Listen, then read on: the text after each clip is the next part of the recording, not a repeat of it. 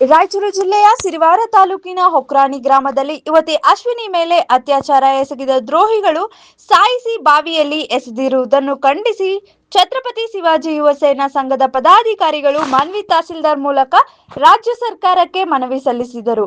ರಾಯಚೂರು ಜಿಲ್ಲೆಯ ಸಿರಿವಾರ ತಾಲೂಕಿನ ಹೊಕ್ರಾಣಿ ಗ್ರಾಮದಲ್ಲಿ ಅಶ್ವಿನಿ ಬಯಲು ಶೌಚಾಲಯಕ್ಕೆ ತೆರಳಿದ ಸಂದರ್ಭದಲ್ಲಿ ಪಾಪಿಗಳು ಅತ್ಯಾಚಾರ ಎಸಗಿ ಕೊಲೆ ಮಾಡಿ ಹೊರವಲಯದ ಬಾವಿಯಲ್ಲಿ ಬಿಸಾಡಿದ್ದು ನೋಡಿದರೆ ಇದು ಖಂಡನೀಯ. ಕೂಡಲೇ ಪಾಪಿಗಳಿಗೆ ಗಲ್ಲು ಶಿಕ್ಷೆ ವಿಧಿಸಬೇಕು ಎಂದು ಒತ್ತಾಯಿಸಿದರು. ಸರ್ಕಾರ ಕೂಡಲೇ ಇಂತಹ ಘಟನೆಗಳನ್ನು ಆಧರಿಸಿ ಹೊರ ರಾಷ್ಟ್ರಗಳಲ್ಲಿ ಯಾವ ರೀತಿ ಇದೆ ಅದೇ ರೀತಿಯಲ್ಲಿ ಕಠಿಣವಾದ ಕಾನೂನು ಜಾರಿ ಮಾಡಿ ನೀಚರಿಗೆ ಗಲ್ಲು ಶಿಕ್ಷೆ ವಿಧಿಸಬೇಕು, ಇಲ್ಲವೆಂದರೆ ತಕ್ಷಣವೇ ಎನ್ಕೌಂಟರ್ ಮಾಡಿ ಬಿಸಾಕಬೇಕು ಎಂದು ಆಗ್ರಹಿಸಿದರು.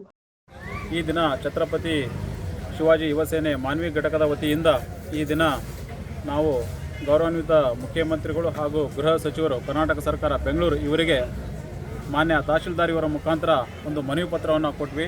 ವಿಷಯ ಏನಂತ ಹೇಳಿದರೆ, ಎಲ್ಲರೂ ತಿಳಿದಂಗೆ ಸಿರಿವಾರ ತಾಲೂಕಿನ ಹೊಕ್ರಾಣಿ ಗ್ರಾಮದಲ್ಲಿ ಅಶ್ವಿನಿ ಎಂಬ ಯುವತಿಯ ರೇಪ್ ಆ್ಯಂಡ್ ಮರ್ಡರ್ ಆಗಿರೋ ಕುರಿತು ಈ ದಿನ ನಾವೊಂದು ಮನವಿ ಪತ್ರ ಕೊಟ್ವಿ.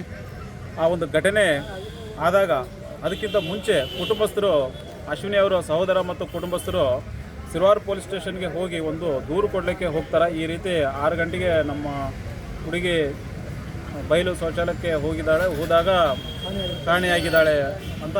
ಆದರೆ ಅವರು ಪೊಲೀಸರು ಏನು ಮಾಡ್ತಾರೆ, ವಯಸ್ಸು ಎಷ್ಟು ಅಂತ ಕೇಳ್ತಾರೆ.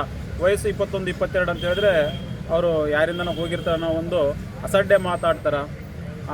ಆ ದಿನ ಅವ್ರೇನು ದೂರು ಕೊಟ್ಟಾಗ ಆ ಪೊಲೀಸರು ಏನಾದರೂ ಬಂದು, ಬೀಟ್ ಪೊಲೀಸರಾಗಲಿ ಅಲ್ಲಿರುವಂಥ ಪೊಲೀಸ್ ಸ್ಟೇಷನಲ್ಲಿ ಯಾರಾದರೂ ಒಂದಿಬ್ಬರು ಪೊಲೀಸರು ಬಂದು ಎಲ್ಲಿ ಕಾಣೆಯಾಗಿದ್ದಾಳೆ ಅಂತ ಹುಡುಕಿದ್ರೆ ಈ ದಿನ ಒಂದು ಅಶ್ವಿನಿ ಎಂಬ ಸಹೋದರಿ ನಮ್ಮ ಜೊತೆ ಇರ್ತಿದ್ಲೇನೋ ಅನ್ನೋದೊಂದು ನಮ್ಮ ಒಂದು ಅನಿಸಿಕೆ.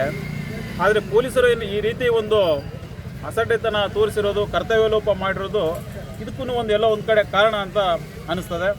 ಅದೇ ರೀತಿ ಈ ದಿನ ನಾವು ನಿಮ್ಮ ಒಂದು ಮೀಡಿಯಾ ಮುಖಾಂತರ ನಮ್ಮ ಮಾನ್ಯ ಜಿಲ್ಲಾ ಪೊಲೀಸ್ ವರಿಷ್ಠಾಧಿಕಾರಿಗಳಿಗೆ ಕೇಳ್ಕೊಳ್ಳೋದೇನಂತ ಹೇಳಿದ್ರೆ, ನಮ್ಮ ರಾಯಚೂರು ಜಿಲ್ಲೆಯಲ್ಲಿ ಇಂಥ ಘಟನೆಗಳು ಆಗ್ತಾ ಇದ್ದಾವೆ.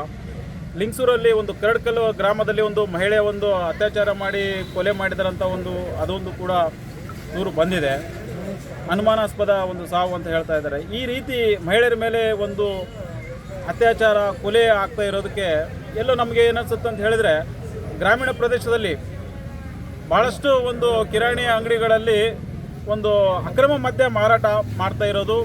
ಅದಾದ ನಂತರ ಇದು ಎಲ್ಲಂದ್ರೆ ಎಲ್ಲ ಇಡೀ ಜಿಲ್ಲೆ ತುಂಬ ಯಾರು ಕೇಳಿದ್ರೂ ಡ್ರಗ್ಸ್ ಸಿಗ್ತದ ಅಂತ ಹೇಳ್ತಾ ಇದ್ದಾರೆ. ಇದರ ಒಂದು ಅಕ್ರಮ ಮದ್ಯ ಮಾರಾಟದ ಬಗ್ಗೆ ಹಾಗೂ ಏನು ಒಂದು ಡ್ರಗ್ಸ್ ಮಾಫಿಯನ್ನು ನಡೆದದ ಈ ನಮ್ಮ ಜಿಲ್ಲೆಯಲ್ಲಿ, ಅದನ್ನು ಕಡಿವಾಣ ಆಗಬೇಕಂತ ನಮ್ಮ ಛತ್ರಪತಿ ಶಿವಾಜಿ ಸೇನೆ ವತಿಯಿಂದ ಜಿಲ್ಲಾ ಪೊಲೀಸ್ ವರಿಷ್ಠಾಧಿಕಾರಿಗಳಲ್ಲಿ ಮನವಿ ಮಾಡ್ಕೊಳ್ತೀವಿ.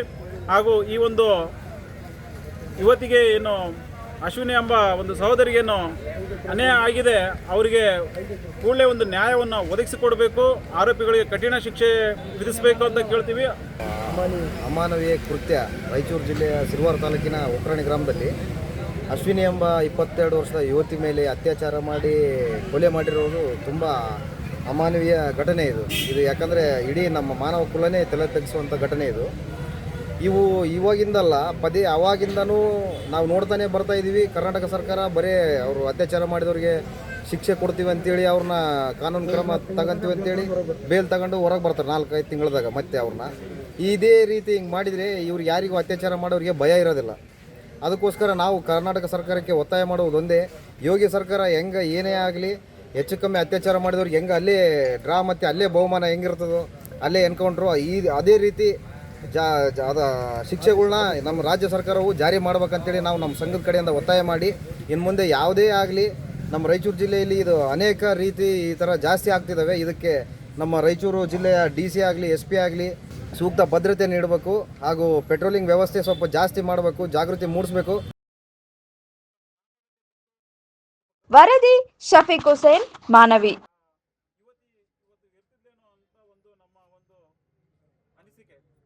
ಆದರೆ ಈ ರೀತಿ ಒಂದು ಯಾರೇ ದೂರು ಕೊಡಕ್ಕೆ ಹೋದಾಗ ಒಂದು ಪೊಲೀಸರು ಅದು ಘಟನೆ ಸುಳ್ಳು ನಿಜ ಅದು ಅವರೇ ಡಿಸೈಡ್ ಮಾಡೋದಿಲ್ಲ. ಆ ಒಂದು ಸ್ಥಳಕ್ಕೆ ಬಂದು ಪರಿಶೀಲನೆ ಮಾಡಬೇಕು. ಪರಿಶೀಲನೆ ಮಾಡಿದರೆ ಅದೊಂದು ಏನಂತ ಹೇಳಿದ್ರೆ ಅದಕ್ಕೊಂದು ನ್ಯಾಯ ಸಿಗ್ತದ ಅಥವಾ ಅಲ್ಲಿ ಆಗೋವಂಥ ಅನಾಹುತಗಳನ್ನು